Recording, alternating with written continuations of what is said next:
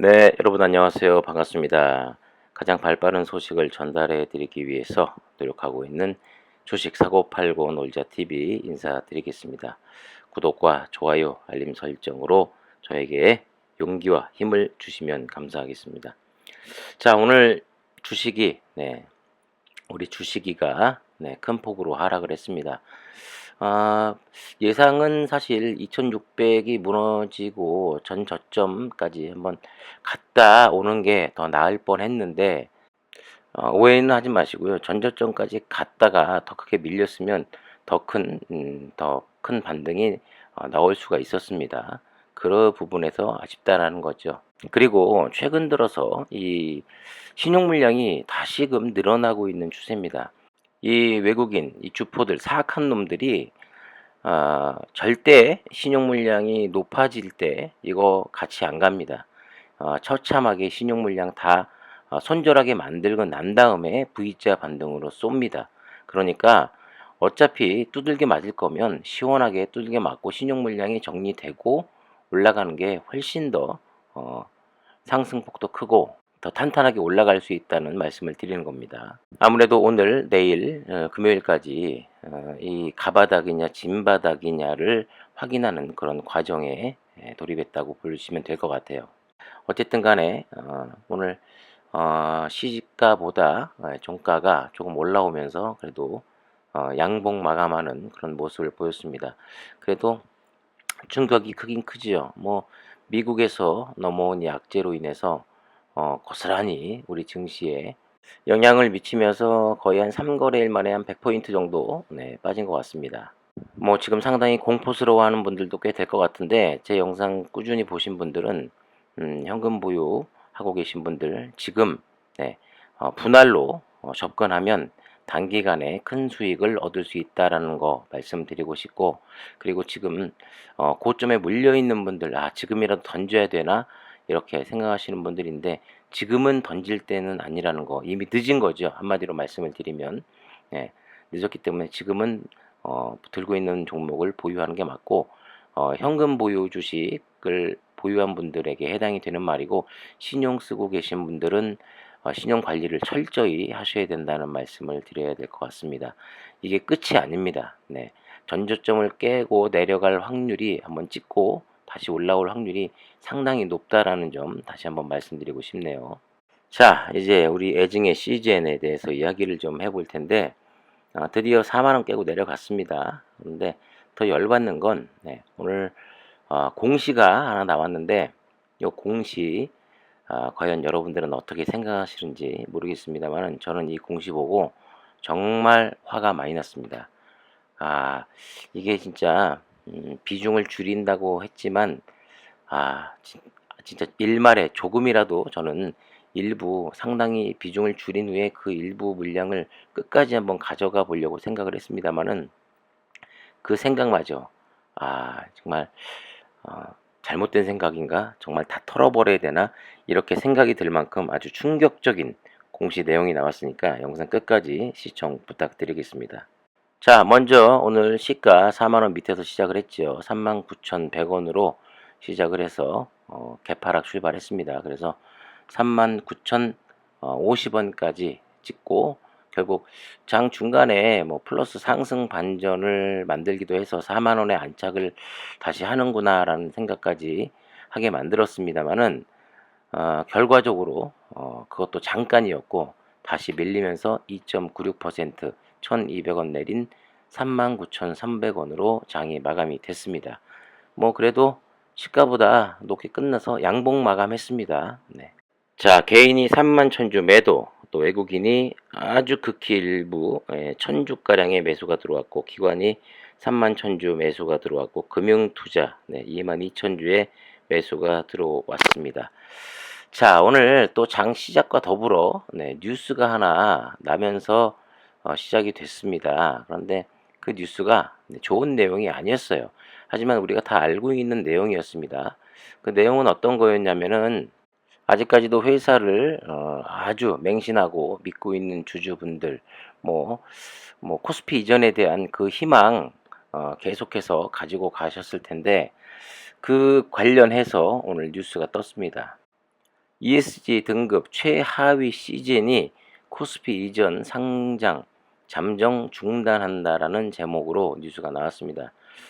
이 비재무적 리스크가 높다는 뜻이죠. 최하위 등급을 받았다는 게. 그래서 국민연금 이 ESG D등급 회사에는 투자를 안 한다고 합니다. 그전부터 다 이 내용은 전달을 해드렸고, 그래서 이전 상장 효과, 포스트 코로나 대비가 관건인데 인수합병 및 지분 투자는 지속적으로 검토를 하고 있다라고 하는 내용이 떴는데, 주주들에게 약속한 코스피 이전 상장 계획을 잠정 중단했다고 합니다. 올해 호실적을 달성한 재무제표를 확보한 이후 재검토할 계획이라고 하는데, 재무제표를 확보한 이후 뭐 이전 상장을 추진하겠다가 아니라 재검토입니다. 27일 CGN에 따르면 코스피 이전 상장 계획을 연기했습니다. 관계자는 검토 결과 현 시점보다 향후 재검토의 추진 여부를 결정하는 것이 보다 합리적이라는 판단을 하게 됐다며, 왜 이 합리적인 판단을 왜 이제 하는 거죠? 작년에 했어야 되는 거 아닌가요? 코스피 이전 상장 평가 요소 중 ESG와 관련된 사항을 최근 엄격하게 검토하고 있다. 현 시점에 무리하게 이전 상장을 추진할 경우 평가상 불리하게 적용할 수 있다고 말했다고 합니다.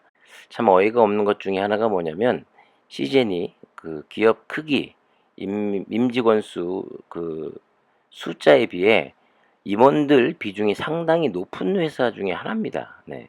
그렇게 또 외부에서 막대한 돈을 들여서 사람들을 스카웃해 오고, 물론 그게 스카웃인지 아니면 능력이 없어서 잘린 놈들을 데리고 온 건지 모르겠습니다만은, 예, 그런 놈들 데려다 놓고 임원에 앉혀놓고 수억 원씩 수십억 원씩 회사 돈 타 먹으면서 어떻게 ESG 경영에서 D 등급을 받을 수 있는지, 이거 정말 어이가 없고, 참 이게 제대로 된 회사인가 하는 그런 생각을 많이 들게 했죠.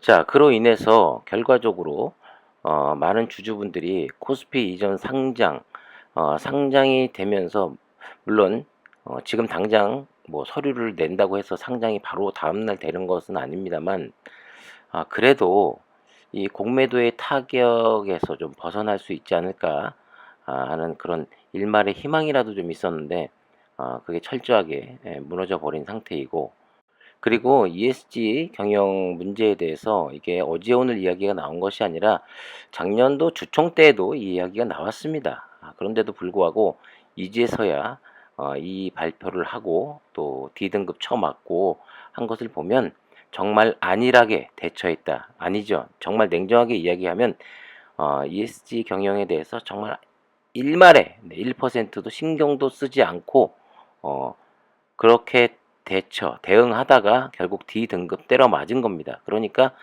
이전을 할 수가 없는 거죠. 이거는 천정위원하고 임원들이 정말 주주들 다 모아놓고 석고대지 해도 이게 용서가 될까 말까 문제입니다. 더 큰 문제는 이겁니다. 시장에서 시젠이 포스트 코로나에 대한 그 준비 없이 코스피로 갈 경우 주가에 큰 도움이 되지 못할 게 자명한 사실이고, 또 자산운용사 주식운용본부장은 아직 진단키트주의 실적이 잘 나와도 미래를 보고 투자하는 주식시장에서 기관 투자자들은 안 사는 추세다. 코스닥, 코스피 상관없이 CJ를 담으려고 하는 기관들이 없을 거다. 현재 상황에서는 이전 상장을 하더라도 주가적으로 이득 볼 건 없다고 본다면 메리트가 없다라는 이야기죠. 자, 그리고 뭐 셀트리온이 오히려 지금 주가가 코스닥에 있을 때보다 안 좋다. 결국 실적 성장을 증명해야만 투심이 좋아지게 된다 해서 셀트리온을 예를 들었는데, 셀트리온은 뭐 코스닥에 있는데 이전 상장에서 주가가 내려간 게 아닙니다. 결국 실적하고 여러 가지 뭐 인수합병 문제와 뭐 다양한 복합적인 문제가 작용을 했던 것이고, 셀트리온과 비교하는 것은 좀 아니라고 봐요. 그리고 여러분들 제가 좀 팁을 하나 드리자면, 셀트리온을 조금 유심 있게 보셔야 됩니다. 네. 자, 이어서 오늘 공신한 내용인데, 바로 얼마 전에 증여 문제로 상당히 또 주주분들이 뭐 왈가왈부 또 여러 가지 생각들이 의견을 많이 뭐 부딪히는 경우도 있었고 했습니다. 증여가 끝나지 않아서 주가가 못 간다, 뭐 그렇게 이야기하시는 분들도 계셨고 한데, 그 증여가 결국 다시 철회됐습니다. 청경준 그리고 안정숙 이 사람이 자녀 셋, 천혜영, 천미영, 네, 주식의 달인이죠 이분. 또 뭐 천시영 이렇게 세 명의 딸들에게 증여했던 이 9만 주가량의 물량이 증여를 취소했다라는 그런 공시가 나왔습니다. 그런데 이 공시가 왜 지금 화나게 하는 부분이냐면 대부분이 뭐 부모님에게 뭐 이런 주식을 받는다, 증여받는다 하는 분들은 이런 경우가 있죠.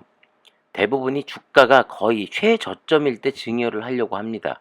이유는 막대한 그 세금 때문에 그렇죠. 네.